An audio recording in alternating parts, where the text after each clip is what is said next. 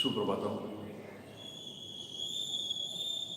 आप सभी लोगों का जो इस वर्ग में अलग अलग माध्यमों से जुड़ रहे हैं उनका हार्दिक स्वागत करते हैं। जो लोग अभी तक अपने इस वर्ग में अपने इस जनार्दन सूर्य योगा अभ्यासी मंडल की जो साइट है उससे अगर जुड़े नहीं है तो वो जरूर www.jsyog.org इस पर संपर्क करें ताकि आप सही मानों में उससे रजिस्ट्रेशन कर पाएंगे। और फिर वहाँ पे एक निरोगत्व के लिए अलग नंबर भी दिया है व्हाट्सएप, उससे भी आप जुड़ पाएंगे। और वो नंबर जो इस तरह से है 8888654925, ताकि रजिस्ट्रेशन अच्छी तरह से हो पाएगा कि सारी जो इंफॉर्मेशन आपको मिल पाएगी और इस वर्ग के माध्यम से हम योग में अच्छी तरह से जुड़ पाएंगे। और योग के जुड़ने के लिए सबसे पहले कुछ भ्रांतियां दूर होनी चाहिए, और वो भ्रांतियां भी मुझे लग रहा है कि आपकी धीरे धीरे दूर हो रही होगी।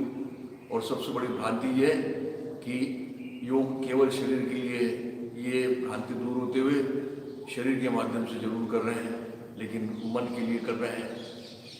योग ये व्यायाम नहीं है, व्यायाम का अल्टरनेटिव नहीं है, तो अपने आप में एक उपासना पद्धति है। तो इस बात को ध्यान में रखते हुए चलिए तैयार हो जाए। ईश्वर प्रणिधान के लिए किसी भी सुखासन में आ जाए, पीठ सीधी रखें, हाथ नमस्कार में ले लें और फिर एक एक पंक्ति दोहराएं।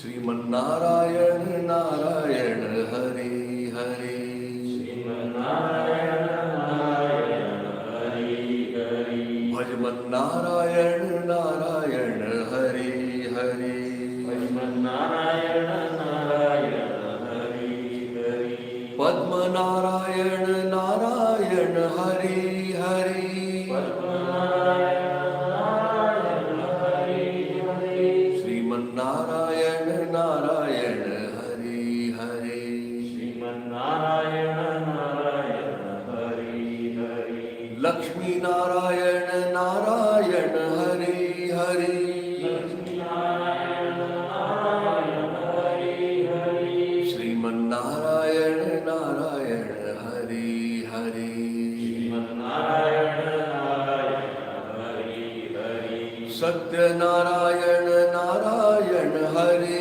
हरे, सत्यनारायण नारायण हरे हरे, श्रीमन्नारायण नारायण हरे हरे, श्रीमन्नारायण नारायण हरे हरे, सूर्य नारायण नारायण हरे हरे, सूर्यनारायण नारायण हरे हरे, श्रीमन्नारायण नारायण हरे हरे, श्रीमन्नारायण नारायण हरे हरे, जय जय नारायण नारायण हरे हरे, जय जय नारायण नारायण हरे हरे। फिर से एक बार ईश्वर का स्मरण कर लिया, ईश्वर के सानिध्य में आ गए। अब गुरु का स्मरण करेंगे तो और भी सारी बाधाएं दूर होती हुए हम मूल उद्देश्य की तरफ जा पाएंगे। और मूल उद्देश्य हमको पता है, योगश्चित्त वृत्ति निरोधा और तदा द्रष्टु स्वरूप अवस्था। अपने स्वरूप को जानने की ये प्रक्रिया है। मैं कौन हूँ, इस जानने की प्रक्रिया में हम जुड़ रहे हैं। तो चलिए फिर तैयार हो जाए, ध्यान की प्रक्रिया से प्रारंभ करते हैं। एड़िया मिला लें, हाथ नमस्कार में ले लें और तैयार हो जाए। और धीरे धीरे हम उसमें रुचि आने लगी।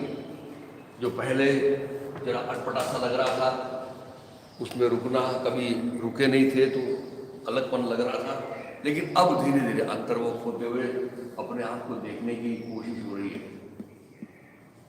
हाथ नमस्कार में ले लें, पैर मिला लीजिए, आंखें बंद कर लीजिए। और आंखें बंद करते से आंखें स्विच की तरह काम करती हैं, बाहर भी देख सकती है और बंद करते हुए अंदर भी देख सकती है।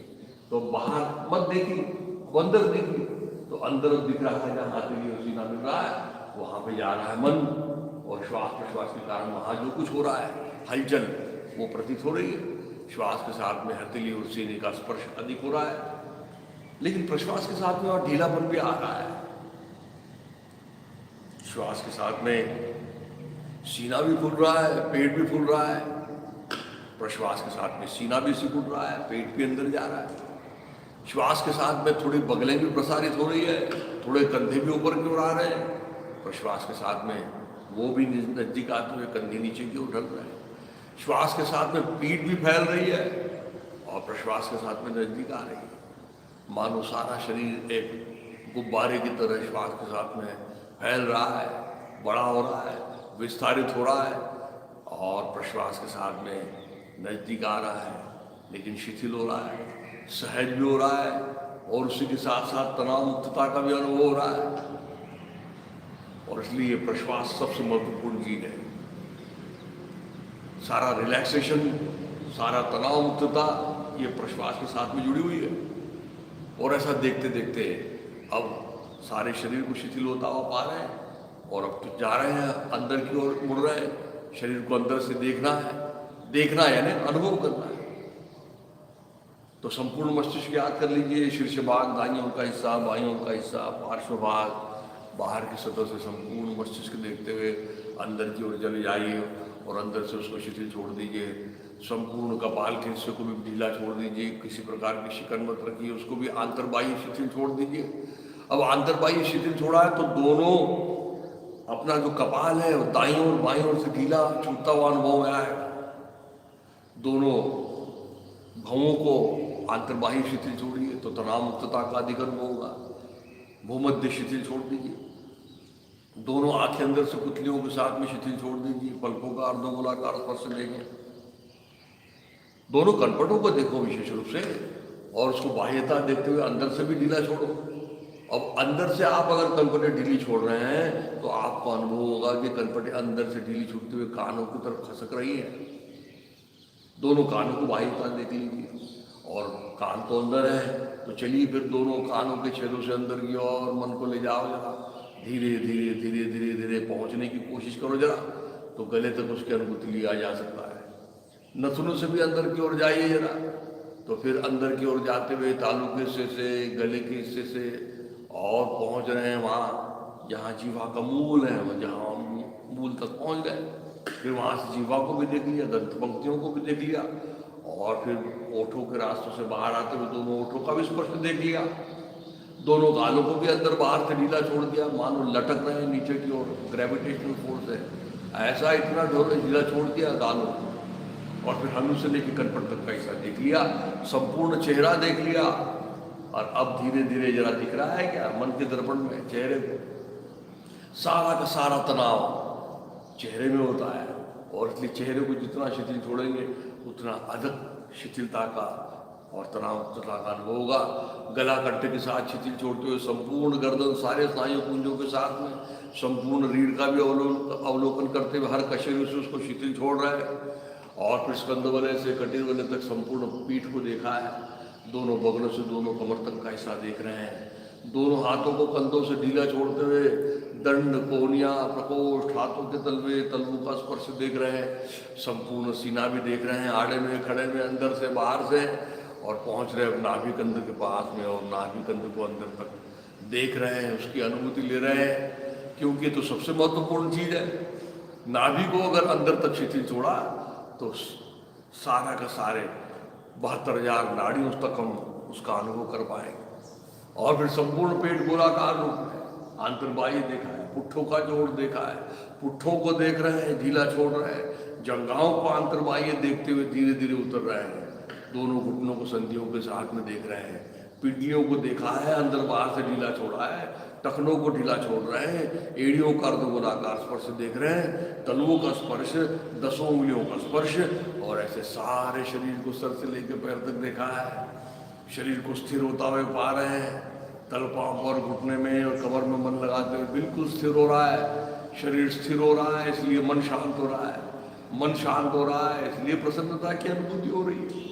और ऐसे प्रसन्न अवस्था में पूज्यपाद गुरुमूर्ति श्री जनार्दन स्वामी महाराज उनके समाधि के सम्मुख पहुंच गए, मन ही मन माथा टिका दिया, गुरु चरणों में संकल्प अर्पण कर रहे हैं कि हे स्वामी जी, जीवन में समाधान, सुख एवं निरोगी अवस्था प्राप्त होने के लिए यथाशक्ति क्यों न हो, किंतु निरंतर योगाभ्यास कर पाऊं, ऐसे प्रेरणा तथा बल प्रदान कीजिए।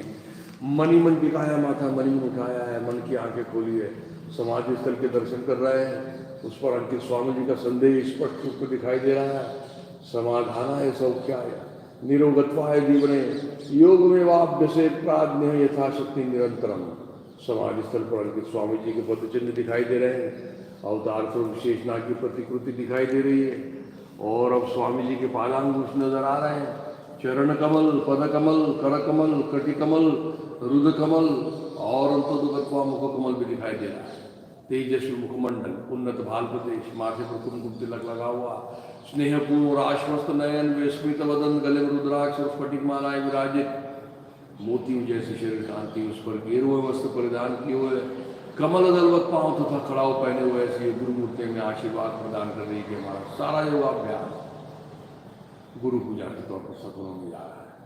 इसी समाधान में गुरु सवन खुले आवाज में सुस्वर सुस्पष्ट, और हमने कल से एक साथ प्रारंभ किया।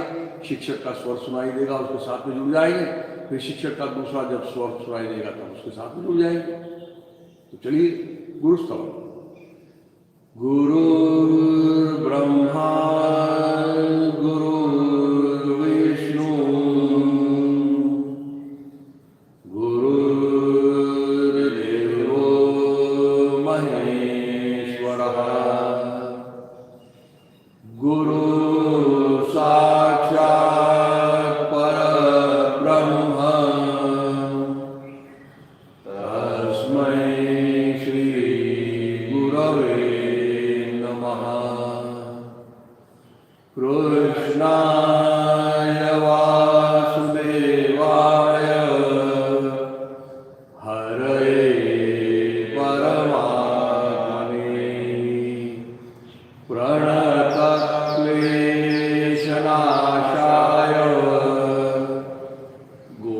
गोविन्दाय नमो नमः। गोविन्दाय नमो नमः। गोविन्दाय नमो नमः। फिर एक बार गुरुमूर्ति की ओर मन लगाया है, प्रसन्न वदना वरदस्ता, गुरुमूर्ति के आशीर्वाद प्राप्त हो गए। इन भाव के साथ धीरे धीरे हाथ नीचे की ओर छोड़ दें, पैर में अंतर ले लें, तो तैयार हो जाते हैं शरीर संचालन के लिए। शरीर और मन को जोड़ा है, और इसलिए मन एकाग्र हो गया है, और एकाग्र हो गया है तो फिर अब चलिए शरीर संचालन आपने कर लिया। पैर में अंतर ले लो, कमर के ऊपर के सिर को मरोड़ने वाले दाहिनी तरफ, तो दाहिना हाथ पीछे से, बाएं हाथ सामने से जाएगा।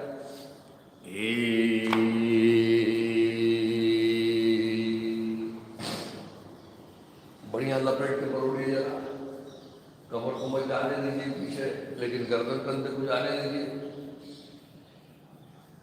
दो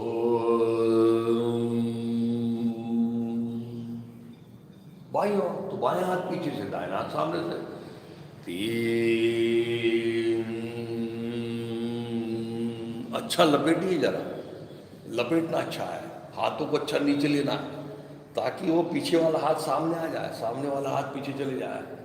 और हम मरोड़ रहे हैं तो कमर चली जा रही है, जाती ही है, उसको लाओ सामने, और फिर रुकिए जरा, देखिए जरा कहाँ उसका परिणाम हो रहा है। संपूर्ण रीढ़ और शरीर के अंतर्गत इंद्रिय कैसे प्रभावित हो रहा है। चाल, वापस आ गए। अब दोनों हाथ कंधे की दिशा में ले लेंगे, हथेली ऊपर करते, ऊपर की ओर। 6, ये बहुत जरूरी है।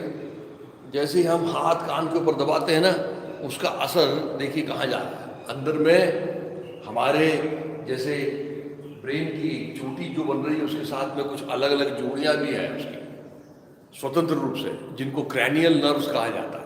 उन क्रैनियल नर्व्स के ऊपर उसका परिणाम होता है। तो इसलिए हाथ कान से अलग नहीं होंगे। और फिर दंड कान से लगाते हुए फिर चलिए दाहिनी तरफ थोड़ा सा करीब, ज्यादा करने की आवश्यकता नहीं है, ज्यादा रुकने की आवश्यकता, ये एक प्रिंसिपल समझ लीजिए इसका।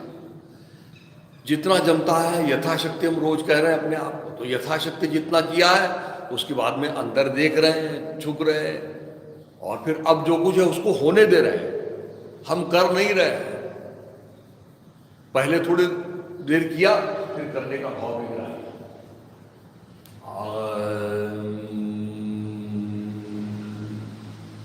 फिर खींचते शरीर को, फिर चलिए बाई और दंड कान से लगा दो, कोहनियों से हाथ सीधे होने दो, कंधे को सामने बताने दो, बस रुक जाओ जरा और मुस्कुराते हो जरा, आनंद के साथ में कर रहे हैं।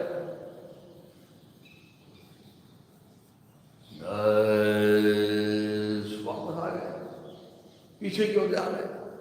तो पीछे कर जाते हुए कान हाथ से अलग नहीं होंगे। 11 जाइए जरा, बहुत सुंदर है ये भी। कमर को सामने ढकेल रहे हैं, पुट्ठों को सामने ढकेल रहे हैं, हाथ कोहनियों से सीधे कर रहे हैं, ऊपर देख रहे हैं हाथों की तरह, 12 सीधे हो गए।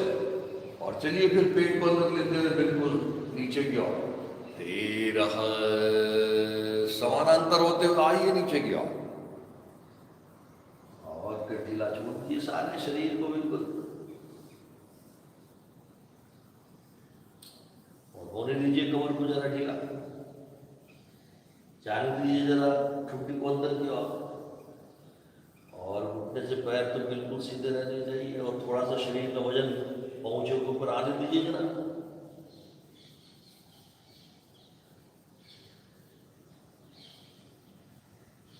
बड़ी सुंदर स्थिति है ये, केवल रुकना चाहिए। फिर दंड कान से लगाते 14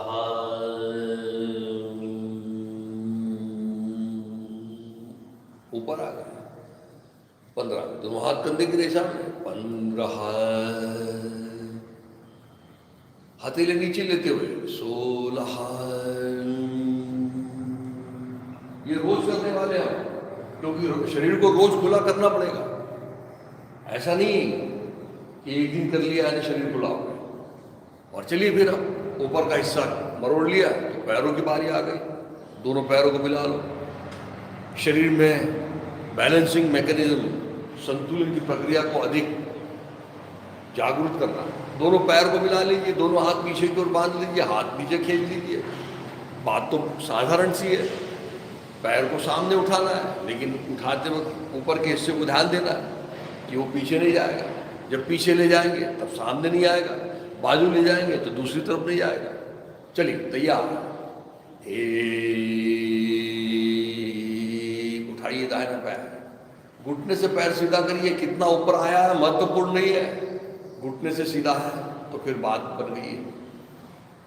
पीछे नहीं झुके हैं तो फिर बहुत अच्छी बात हो रही है।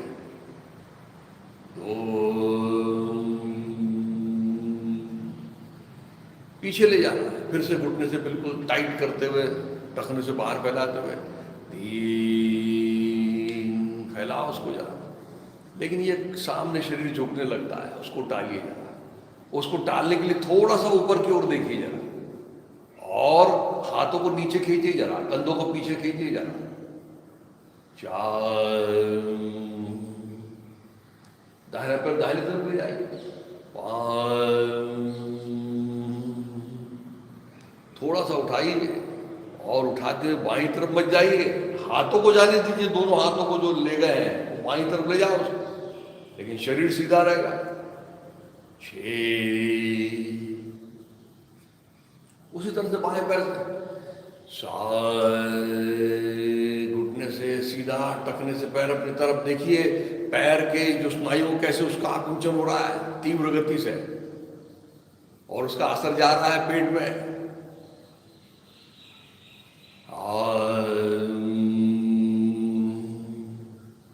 पीछे क्या 9 फैलाओ अच्छा, और जंघा के जोड़ में मन लगाते हुए करेंगे तो उसका असर ना सिर्फ पैरों के नस नाड़ियों के ऊपर बल्कि अंदर में किडनी इसके ऊपर हो रहा है।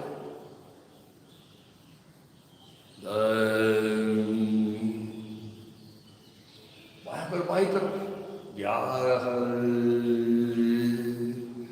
अब देखिए इसका असर अंदर में जा रहा है, सारे पैर की नस नाड़ियों के साथ में सारी मूत्र संस्था प्रभावित हो रही उससे। 12। अब छलांग लगानी, पता है ना छलांग कैसी लगानी है? घुटने से पैर नहीं मुड़ेगा,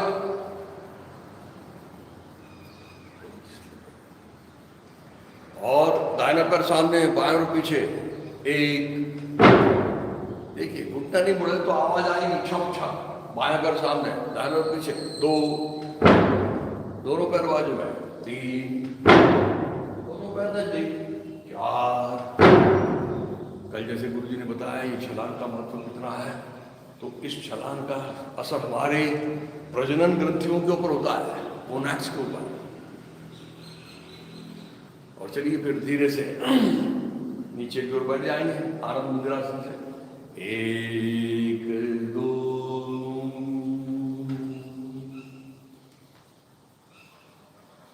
पता है ना कैसे बैठना है? कमर से झुकना बिल्कुल मना है। और फिर धीरे से घुटने टिका दीजिए। कर लेते कल वाला आसन। कल तो महत्वपूर्ण आसन सीखा हमने, पता है ना कौन सा? पवन मुक्त आसन। सारी पेट की समस्याओं को दूर करने वाली प्रक्रिया है। तो चलिए आ जाइए, क्या करना है? पेट के बल आ जाइए, पीठ के बल आ जाइए,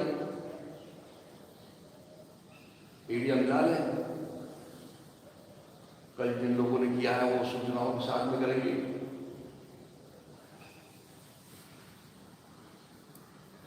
क्या करना है? एड़ियां मिला दो, हाथ ऊपर दंड कान से लगा दो, कोहनियों से हाथ सीधे रखो। और फिर अब सबसे बड़ी बात जो है, टखने से पैर अपनी तरफ ले लीजिए। एंकल जॉइंट से पैर अपनी तरफ होना चाहिए। और फिर दाहिने पैर से शुरुआत करने वाले हैं। दाहिने पैर को थोड़ा सा ऊपर उठाएंगे, फिर थोड़ा सा, यानी ऐसी अवस्था में हमारा अंगूठा दिखना चाहिए, यानी 45 अंश में। फिर उसी पैर को जरा आगे की ओर ऊपर बढ़ाते हैं। 2, ऊपर तो ले रहे हैं लेकिन घुटने से मुड़ नहीं रहा है पैर, टखने से अपनी तरफ ही, ऐसा देख लीजिए। और पेट को अधिक ढीला छोड़ा है, कमर को अधिक ढीला छोड़ा है, अंदर में जो कुछ हो रहा है उसको देख रहे हैं। 3, फिर घुटना मोड़ा, फिर अंदर की ओर लिया, मोड़ के दबाया अच्छा, और वो जंघा का दबाव आना चाहिए पेट में, अच्छा तल पेट में। और यही हमारी बड़ी हाथ है, और ये बड़ी हाथ में ही सब कुछ हमारा मल होता है। उस मल को एक्टिवेट किया जा रहा है।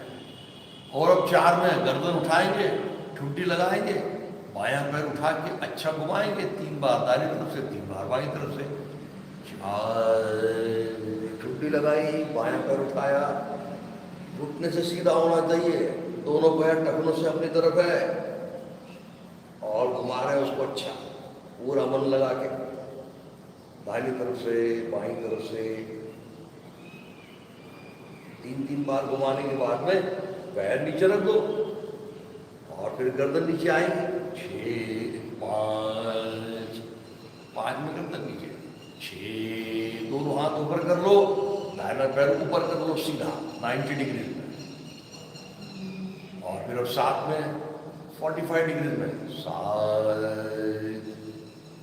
अंगूठा दिखने तक आए, और फिर 8 में धीरे धीरे दोनों पैर मिलाते हुए नीचे की ओर। इसलिए इस आसन को हमेशा दाहिने पैर से शुरुआत करते हैं, याद रखना। अब फिर से दोनों पैर मिले, टखने से पैर अपनी तरफ है, तो बाईं तरफ से शुरू करते हैं। 1, 45 अंश, 2, 90 अंश। हमारा 90 अंश उतना ही है जहां तक घुटने से पैर सीधा है। कितने ऊपर आए हैं महत्वपूर्ण नहीं है, महत्वपूर्ण यह है कि घुटने से पैर सीधा है क्या। फिर घुटना मोड़ना, दोनों हाथ से पकड़ना, 3 मोड़ा, पकड़ा, दबाया, अच्छा। अब देखिए इसका असर जा रहा है मलाशय के ऊपर।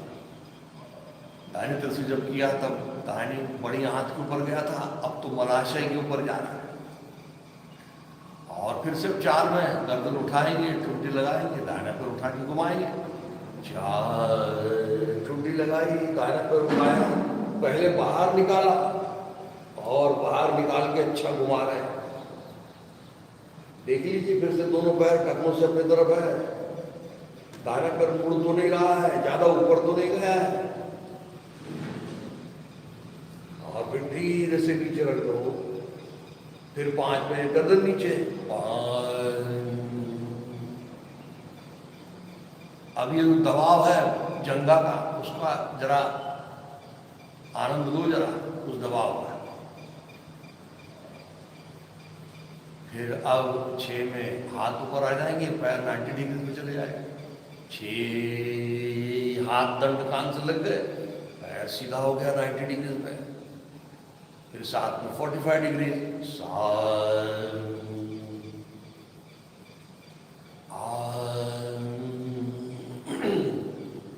अब ये एक पैर से तो बड़ा अच्छा हो जाता है, लेकिन कल हमने दोनों पैर से करने की कोशिश की थी तो हमको पता चला था कि दोनों पैर से तो उठा नहीं बनता, और उठ भी गए तो रुकने की बड़ी मुश्किल हो जाती।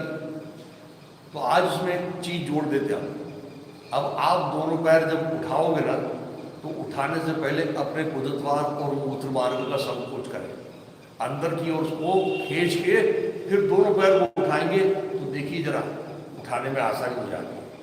तो चलिए उठाइए दोनों पैर, गुरुद्वार का संकोच करिए, मूत्र मार्ग का भी अंदर की ओर, फिर दोनों पैर को ऊपर ले आइए। 2। अब देखिए सबसे जरूरी चीज, घुटने से पैर सीधा करो। नहीं आ रहा है 90 डिग्री में, कोई चिंता नहीं, लेकिन घुटने से सीधे रखो, टखने से पैर अपनी तरफ रखो और रुकिए जरा।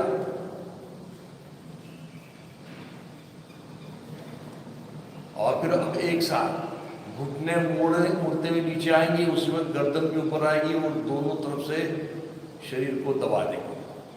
3 घुटने आ रहे हैं, मुड़ रहे हैं, गर्दन के ऊपर आ गई, दोनों घुटनों के बीच में ठुड्डी लगा दी और अच्छा दबाया है, और दबा के जरा रुक रहे हैं थोड़ा। श्वास प्रश्वास सामान्य होने लगे। और अब इस अवस्था में थोड़ा दाएं बाएं डोलेंगे, तो चलिए दाहिनी तरफ डोल जाइए थोड़ा सा, फिर सीधा हो जाइए, फिर बाईं तरफ, फिर सीधे, लेकिन गर्दन नीचे नहीं जाएगी। गर्दन तो दोनों घुटनों के बीच में लगी रहने की कोशिश होनी चाहिए। 3 बार करिए, और ये बोलते वक्त कमर और पसली के बीच की जो पोली जगह है उसमें उसका मन होना चाहिए। और अब आगे पीछे, तो चलिए आगे सामने जाइए और अच्छा स्वीप लेते रहे, अच्छा आगे पीछे डोलिए जरा, पैर का उपयोग करिए जरा, नीचे वक्त आते वक्त पैर को फोल्ड किया और सर की तरफ ले जाकर पैर को अनफोल्ड कर रहे हैं, ऐसा आगे पीछे, और फिर स्थिर हो जाइए।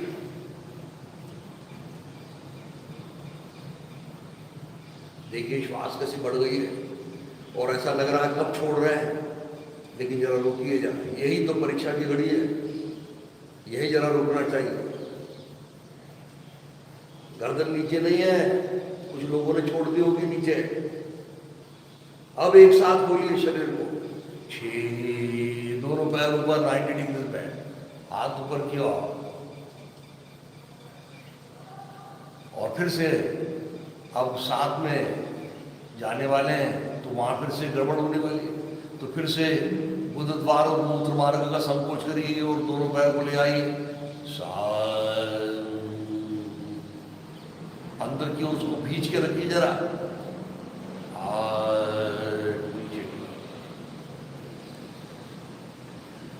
देखिए आपको बहुत से लोगों का अनुभव आया होगा कि ये गुदद्वार और मूत्र मार्ग का संकोच करके हमने जो किया है उसके कारण चीजें थोड़ी सी आसान लगी होगी। इसको योग की भाषा में कहा जाता है बंद, मूल बंद कहा जाता है। ऐसे शरीर के इंद्रियों को कुछ देर के लिए अगर बांध के किया जाए तो अच्छी तरह से उसका परिणाम मिलेगा। बहुत अच्छा, धीरे से बाईं करवट लेके उठ के बैठ जाओ। आज एक और चीज सीख लेते हैं। अभी तक हम शरीर संचालन नाम की जो प्रक्रिया हमने खड़े होकर की थी ना, उसको लेट के भी किया जाता है, क्योंकि कुछ लोग जो कर रहे होंगे उनको पता होगा कि जब 7 और 9 में हम दाएं बाएं झुकते हैं तो वहां रुकना बड़ा मुश्किल होता है ना। तो ये चीज जो है शरीर संचालन पीठ के बल भी की जाती है, उसके परिणाम भी अलग हो जाते हैं। तो जरा देखिए उसको कैसे, जरा उठ के बैठ जाए और देखिए जरा कैसे करते हैं। आ जाइए पीठ के बल, ये देखिए पीठ के बल सो रहा है। और पीठ के बल सोने के बाद में अब दाएं बाएं मरोड़ तो नहीं सकते, लेकिन जैसे दाएं बाएं झुके थे वैसे शरीर को ले जाना है, शरीर की कमान बनाना है। जैसे हम दाहिनी तरफ गए थे, बाईं तरफ गए थे, तो अब दोनों पैर मिले हुए, दंड कान से लगे हुए, गर्दन को उठाएंगे, कंधों को उठाएंगे और फिर दोनों हाथ भी ऊपर उठा के शरीर को थोड़ा सा ऊपर उठा के दाहिनी तरफ रखेंगे। देखिए उठाइए, ये गर्दन उठाई, कंधे उठाए, ये दाहिनी तरफ जा रहे हैं अपने, और फिर थोड़ा पीठ सरका दी, खसका दी, पीठ केवल, कमर नहीं। फिर गर्दन कंधे उठाए और फिर दाहिनी तरफ रखा और फिर पीठ को खसका दिया। ऐसा करते करते शरीर की कमान बना ली 3 बार। दिख रहा है सब कुछ में आ रहा है? देखने की कोशिश करिए, अपने शरीर को उठा के रखना और खसकाना। समझ में आ रही बात? बस उसी तरह से फिर पैर को भी ले जाना, दाहिने पैर को थोड़ा ऊपर उठाना और दाहिनी तरफ रखना, ऊपर उठा के रखिए और बायां पैर मिलाइए और फिर दाहिना पैर अच्छा ऊपर उठा के रखिए, फिर बायां मिलाइए। ऐसे मिलाते हुए नीचे वाले शरीर को भी ले जाना। अब आप बोलेंगे इसमें क्या हो जाएगा, लेकिन जब आप करेंगे जब पता चलेगा। अब ये देखिए, ये करते करते ये इनकी कमर भी उठ रही है, दिखाइए ये ऐसी कमर उठ रही है, ये नहीं उठना चाहिए। ये कमर को दबाइए, घुटनों को दबाइए और ऐसे सारे शरीर की कमान बनाइए। अब इसका सुंदर असर पड़ता है अंदर में, सारे शरीर के लिगामेंट्स, सारे जोड़ है ना, उनके ऊपर असर पड़ता है और बहुत हल्का हल्का, लेकिन सारे शरीर के अवयव खुले होते हैं, इसलिए सभी प्रकार का तनाव दबाव दूर होते हुए शरीर सहज रूप से खुला होता है और खुलेपन की अपनी अलग अनुभूति होती है, उसका अलग आनंद होता है। तो इस तरह से ले जाना है। और फिर पहले पैर हाथ ले गए थे, फिर पैर ले गए थे, तो वापस आएंगे पहले पैर से, तो फिर बायां पैर लेंगे, दाहिना पैर मिलाएंगे, ऐसा करते करते वापस आएंगे। और फिर अच्छा गर्दन उठाएंगे, कंधे उठाएंगे, हाथ उठाएंगे, शरीर को ऊपर उठा के थोड़ा खसका के रखेंगे। अच्छा खसकाते हुए दिखाओ जा, ये वापस आ गए। ऐसी तरह बाईं तरफ से चलना है। चलिए जरा करने की कोशिश करेंगे। है तो थोड़ी सी अलग चीज, लेकिन बहुत सुंदर है। चलिए आप भी आ जाइएगा, पीठ के बल आ गए, पैर मिला लीजिए, टखनों से पैर अपनी तरफ ले लीजिए। क्या करना है अब, गर्दन कंधे हाथ ऊपर उठाइए और ऊपर उठा के थोड़ा सा दाहिनी तरफ रखिए और पीठ को थोड़ा खसका दीजिए। ऐसा 3 बार करिए। अच्छा उठा के रखिए और अच्छा खसकाइए जरा, और शरीर की कमान बनने दे जरा। 3 बार ऐसा करने के बाद में अब पैरों की बारी है, तो दाहिने पैर को थोड़ा ऊपर उठाओ, थोड़ा सा दाहिनी तरफ रखो, बायां मिलाओ और जरा चलिए, तो देखिए तो जरा क्या हो रहा है। शरीर का ऊपर का हिस्सा तो चले गया, लेकिन अब निचला हिस्सा नहीं जा रहा है। पैर को ले जाने के लिए बात की जा रही है, लेकिन उसका असर देखिए कैसे हो रहा है। कमर के जोड़ में, जंघाओं के जोड़ में 3 बार करना है, लेकिन दोनों पैर मिले हुए चाहिए, दोनों अंगूठे मिले हुए चाहिए और टखनों से पैर अपनी तरफ चाहिए। तो फिर बात सही हो गई। अब देखिए जरा, कुछ अनुभव में आ रहा है, कमर के जोड़ में, फिर पसलियों में, फिर अंदर में, पसलियों के साथ में अंदर में, हृदय के ऊपर में, हृदय में उसका असर जा रहा है, सारे अंतर्गत इंद्रियों के ऊपर उसका परिणाम हो रहा है। जो शरीर का जड़त्व है, जो आलस है, वो बहुत जल्दी दूर होता है और बड़े सहजता से होता है। और फिर वापस आना है तो फिर बायां पैर उठाइए, बाईं तरफ रखिए, दाहिना मिलाइए। 3 बार गए थे, 3 बार में 3 बार में वापस आ जाओ। फिर गर्दन कंधे उठाओ, हाथों को उठाओ, थोड़ा सा बाईं तरफ रखो, खिसकाओ। 3 बार में गए थे, 3 बार में वापस आ गए। उसी तरह से बाईं तरफ से, तो दाहिनी तरफ गए थे 1 में, पैरों को ले गए थे 2 में, फिर पैरों को लेके आए 3 में, फिर ऊपर के हिस्से को लेके आए 4 में, अब बाईं तरफ जा रहे हैं 5 में। 5, गर्दन कंधे उठाया, बाईं तरफ जा रहे हैं, बाईं तरफ जा रहे हैं। 5 की क्रिया है। फिर 6 की क्रिया में बायां पैर को उठाया, दाहिने को मिलाया और मिलाते हुए चल रहे हैं। लेकिन देखिए जरा, कमर तो नहीं उठ रही है। ये कमर उठ रही होगी तो कमर दबाइए जरा, घुटने से पैर सीधे रखिए, थकने से पैर की तरफ रखिए और जरा रुक जाइए थोड़ा सा। बहुत सुंदर है ये, दिखने में बहुत आसान है लेकिन बहुत सुंदर परिणाम। संपूर्ण शरीर, सारा दबाव, तनाव, स्ट्रेस और उसके साथ सारे शरीर के इंद्रियों के ऊपर उसका हल्का हल्का खिंचाव, दबाव। फिर धीरे धीरे वापस आना है। साथ में पैरों को लेके आ रहे हैं, दाहिना पैर, बायां पैर,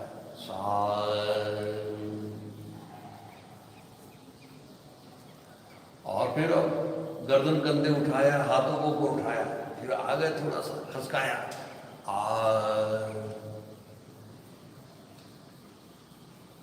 ऐसा शरीर को अधिक खुला करना। और इस अवस्था में सारे शरीर के इंद्रिय अपने अपनी जगह पर आ जाते हैं। पेट के कुछ इंद्रिय हमेशा लटकते रहते हैं, वो अपनी जगह पे आ जाते हैं, तो उसके कारण उसका परिणाम और भी अच्छा होता है। तो मुख्य परिणाम तो फिर से 10 नाड़ियों के ऊपर तो होता ही है, लेकिन आलस, जड़त्व, मोटापा है ना, उसके साथ में मन शुद्धि, इसके ऊपर होता है। धीरे से बाईं तरफ लेके उठ के बैठ जाओ।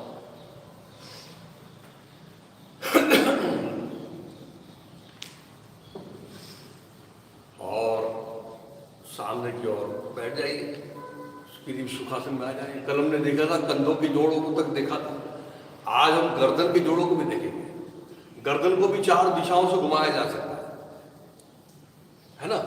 गर्दन को आगे पीछे भी झुकाया जा सकता है, हाँ हाँ ना ना, ये ऐसा गर्दन को घुमाया जा सकता है। और फिर नाना, दाईं तरफ बाईं तरफ, ऐसा भी किया जा सकता है।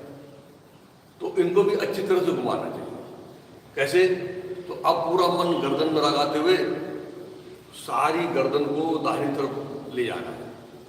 तो ले जाइए, पूरा मन गर्दन रखते हुए धीरे धीरे ठुड्डी जा रही, गर्दन जा रही और ठुड्डी दाहिने कंधे की रेशा में आ रही। ऐसा देखिए पूरा। और यहां रुकते हुए जरा अंदर की ओर देखना जरा, फिर धीरे धीरे वापस आना है, धीरे धीरे वापस, धीरे धीरे वापस, बाईं तरफ, धीरे धीरे धीरे बाईं तरफ जा रहे हैं। ठुड्डी बाईं कंधे की रेशा में आई, तो अब गर्दन को, कंधों को ढीला छोड़ दो और अधिक, कान को भी ढीला छोड़ दो जरा, चेहरे को भी ढीला छोड़ दो जरा, और देखिए जरा उसका असर अंदर में।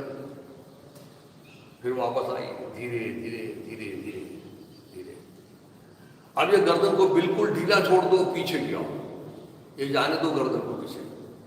मानो अपने बाल जो हैं पीछे के, वो अपने पीछे पीठ में लग रहे हैं, इतने ढीली छोड़ दी। और देखिए अब सामने से उसका असर सीने के ऊपर और सामने कंठ के ऊपर,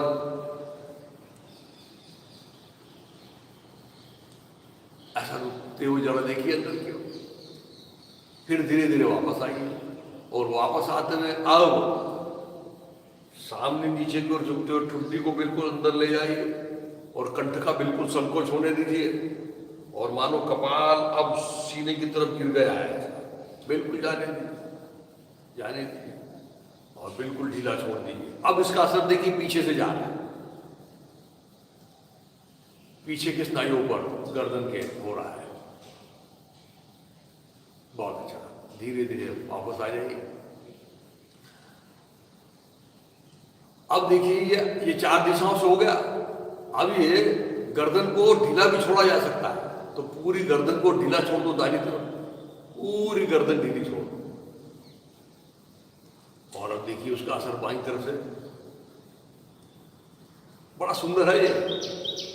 जरा करके देखिए आप, अच्छी तरह से करिए और रुकिए उसमें, तो आपको पता चलेगा कि इधर से ऐसा हम गर्दन को कभी देते ही नहीं, और गर्दन के स्नायुओं के ऊपर उसका परिणाम देखिए कितना सुंदर हो रहा। फिर धीरे से सीधे हो गए, फिर बाईं तरफ ढीला छोड़ दिया गर्दन को।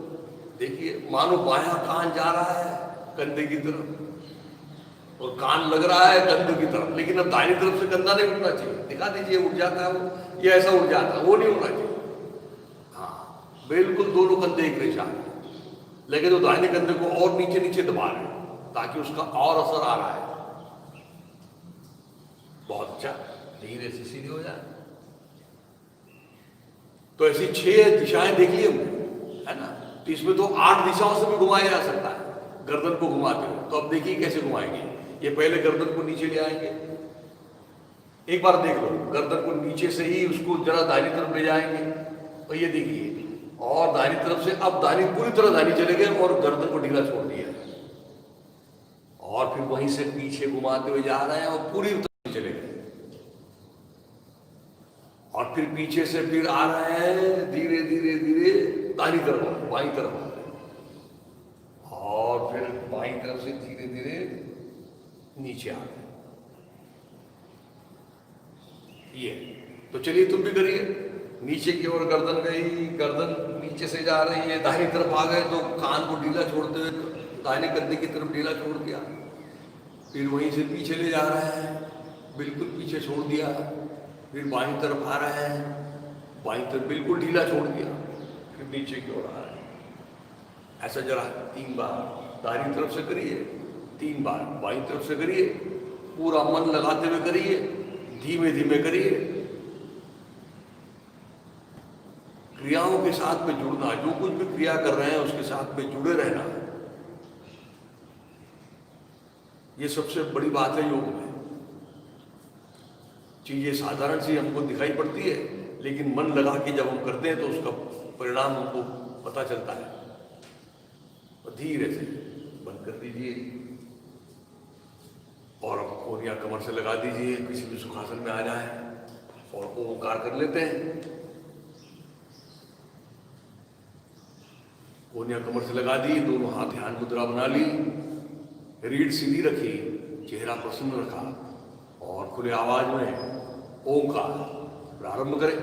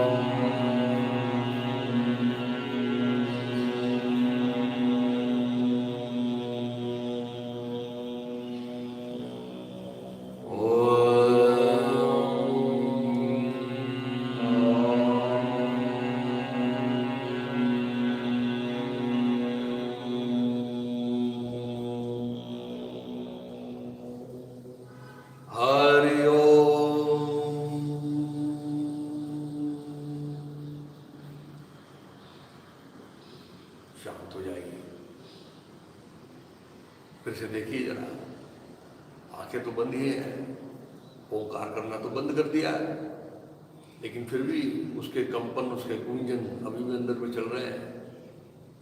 एक ओंकार अभी भी अंदर में चल रहा है।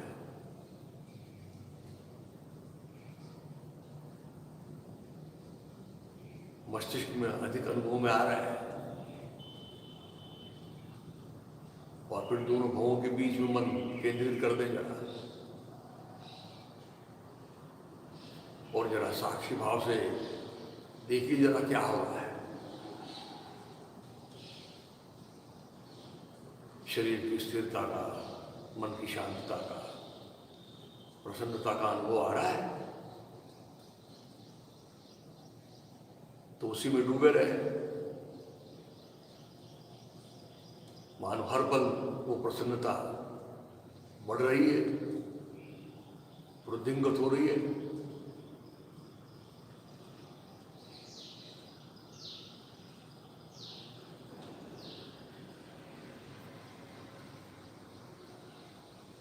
ओंकार के बाद में इस तरह से बैठना नितांत आवश्यक है।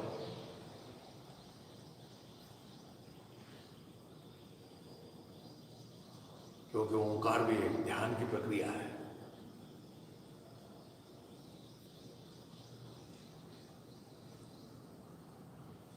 और फिर धीरे धीरे देह भान लेते हुए आंखें खोलते हुए प्रार्थना के लिए तैयार हो जाए।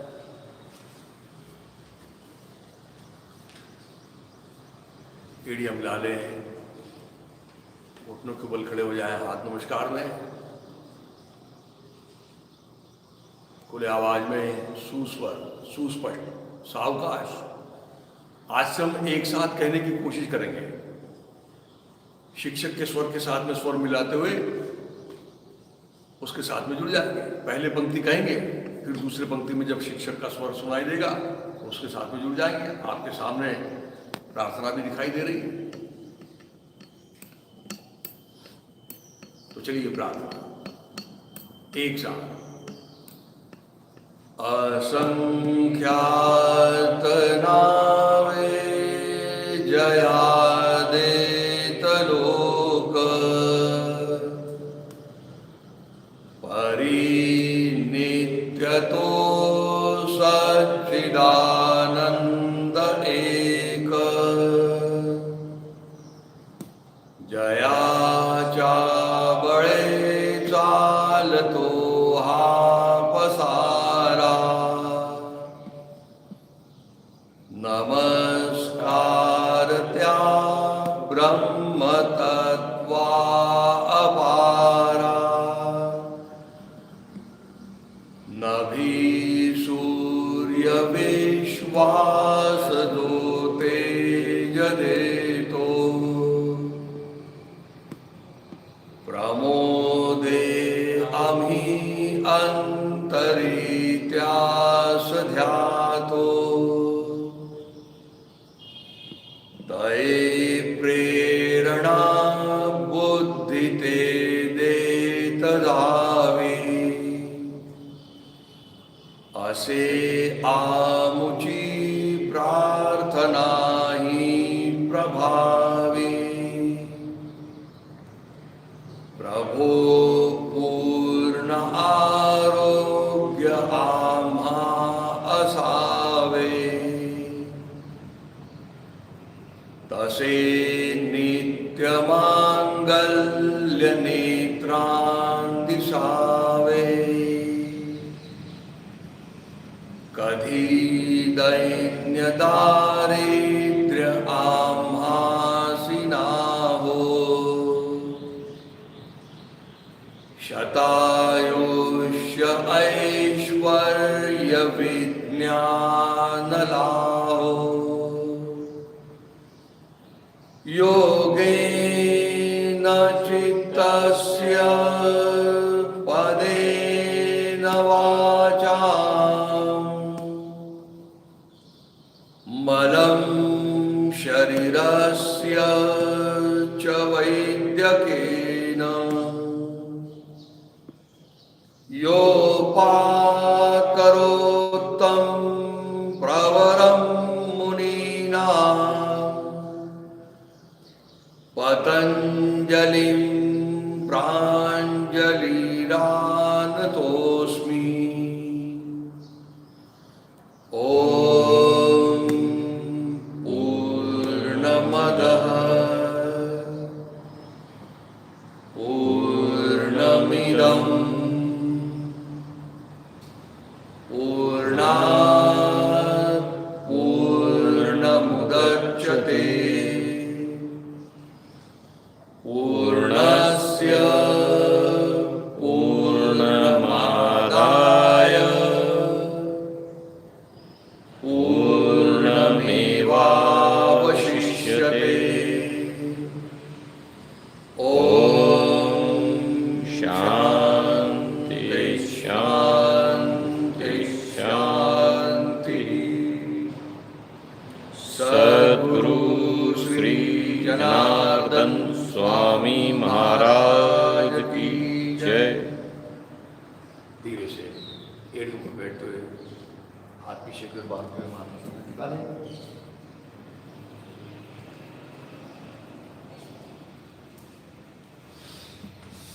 आज हमने शरीर संचालन पीठ के बल करने की कोशिश की थी और साथ ही साथ हम संधि संचालन का भी अभ्यास धीरे धीरे कर रहे हैं।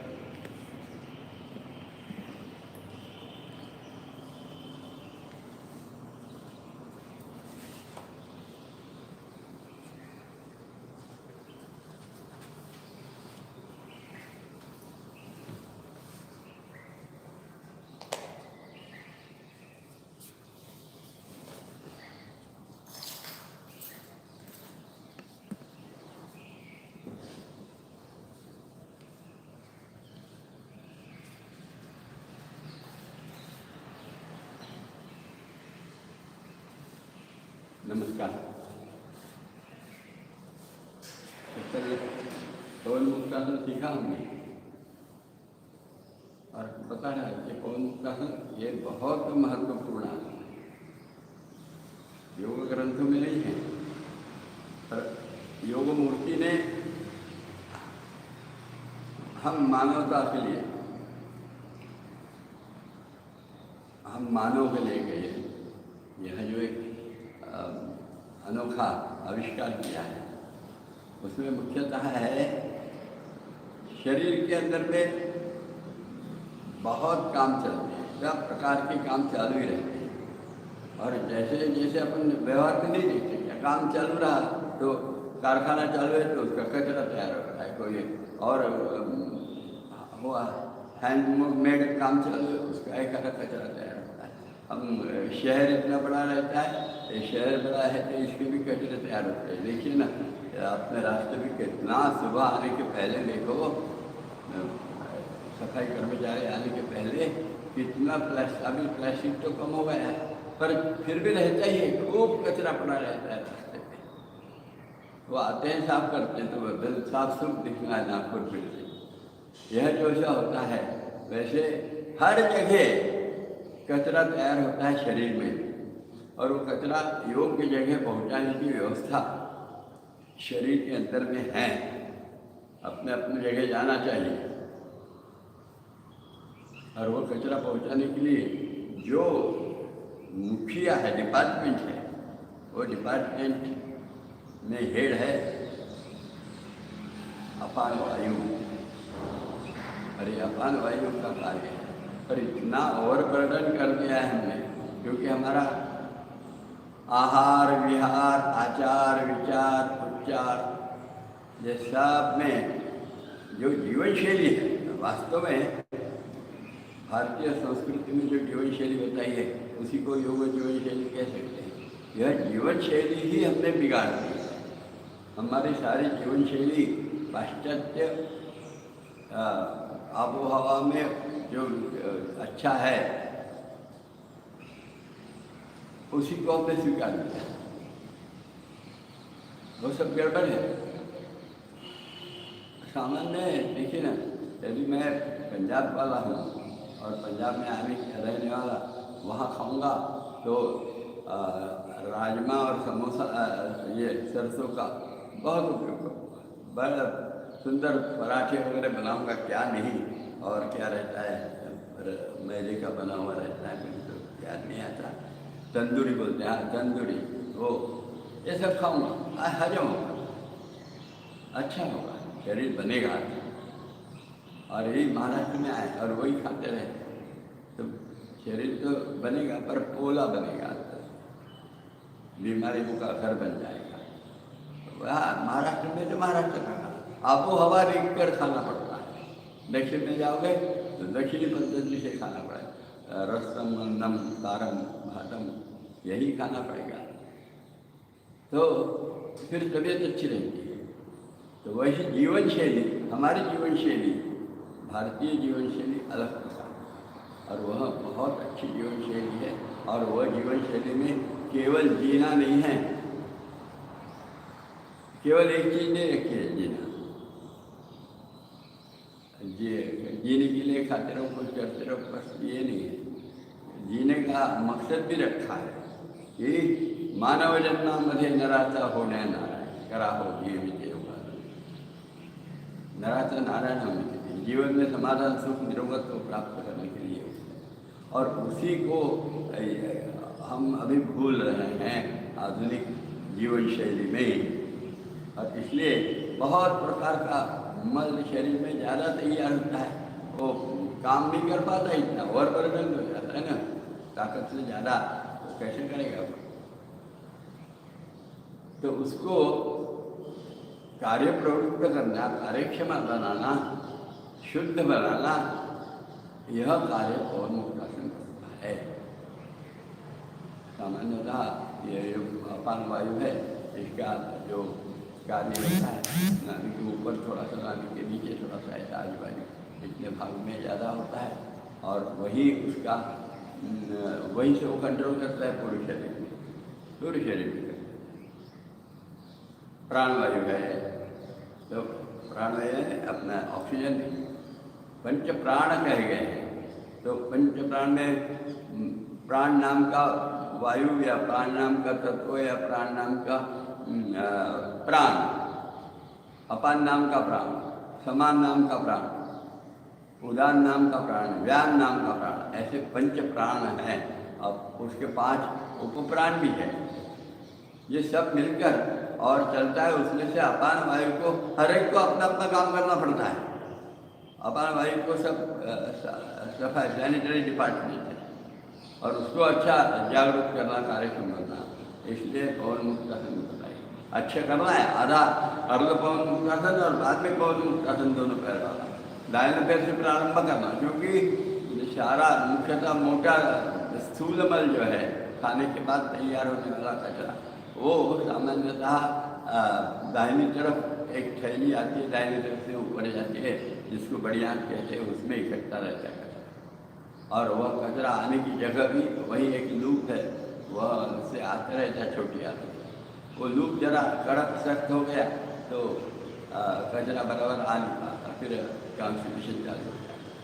तो वह बीमारी नहीं दूर करने के लिए भी यह पवन मुक्तासन के दाहिने पैर से प्रारंभ करना यह खूब आवश्यकता है।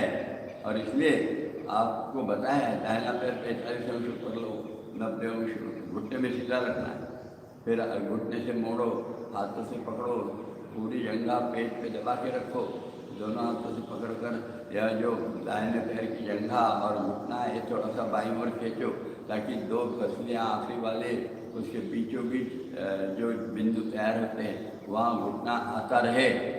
और फिर गर्दन उठाकर ठुड्डी घुटने को लगाकर बायां पैर घुटने में सीधा रखते हुए, पाउल अपने तरफ खींचा हुआ रखते हुए खूब लंबा वर्तवा करते, यानी ज़्यादा से ज़्यादा बाईं ओर, थोड़ा सा ऊपर लेकर दाहिनी ओर, और थोड़ा सा नीचे लेकर पुनः बाईं ओर, ऐसे 3 चक्कर, और उल्टे भी 3 चक्कर लगाना।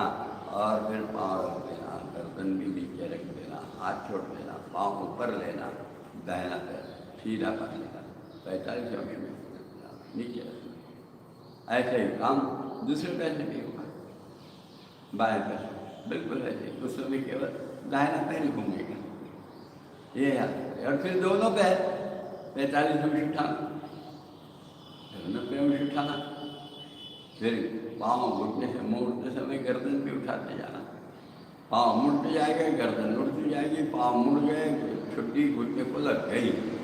ऐसा सिंक्रोनाइज होना चाहिए।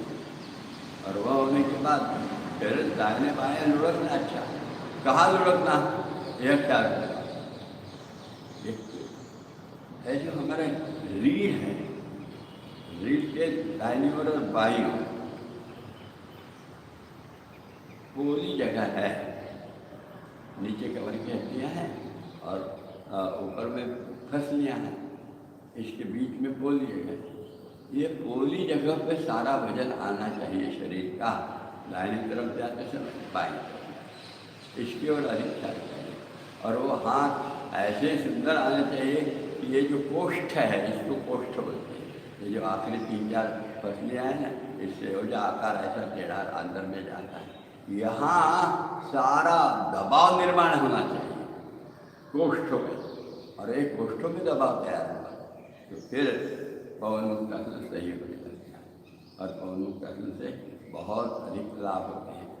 तो फिर दाहिने बाएं लुढ़ के, फिर आगे पीछे लुढ़ के, आगे पीछे लुढ़कते समय सावधानी बरतना, रीढ़ की हड्डियों को लगना नहीं चाहिए। छोटे से दुबले पतले रहते हैं ना, तो उनको हड्डियाँ ही बड़ी रहती है, तो वो ये हड्डियों को लगता है तो फिर दर्द देता है, फिर लगता है कि अरे क्या योग करेंगे तो बेकार होगा। ऐसा नहीं होता। तो हड्डियों को नहीं लगे इसलिए क्या करना चाहिए, पाँव ऐसे पास में लेते हैं, उस समय नीचे लुढ़कते हैं तो थोड़ा सा दोनों घुटनों को थोड़ा दाहिनी तरफ लिया, उठते हैं तो थोड़ा सा बाईं तरफ लिया, ऐसे थोड़ा सा प्रेशर बिल्कुल थोड़ा थोड़ा बदलिए तो रीढ़ पे नहीं लगेगा। दाहिने बाएं मसल्स और फसलियों को मालिश हो जाएगी और फायदा हो जाएगा, खूब होगा। आज यहीं रुक जाएं और आगे चलेंगे कल।